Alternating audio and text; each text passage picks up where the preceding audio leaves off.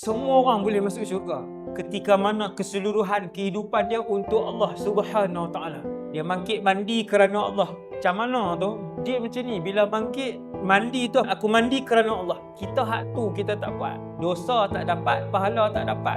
Semua benda adat boleh menjadi ibadat ketika mana kita ikhlas dan niat kerana Allah. Kayuh basikal, berapa ribu kayuh. Setiap kayuhan itu kerana Allah. Sihat untuk beribadat, setiap kayuhan itu adalah pahala. Yang rogi kita tak niat apa? Pasal apa? Seronok, hobi. Main bola, hobi. Pergi mengai, hobi. Dah tak boleh apa pula tu. Kayuh basikal, hobi. Dosa tak ada, pahala pun tak ada. Nak jadikan benda adat jadi ibadat kerana Allah. Mandi kerana Allah. Kedua, tuan-tuan lap badan kerana Allah. Pegang baju bismillah.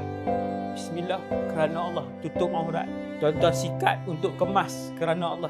Hati adalah hati. Hati dia berjalan. Semua kerana Allah. Kerana Allah. Dia pergi dapur siap makan untuk keluarga kerana Allah. Cukup sang.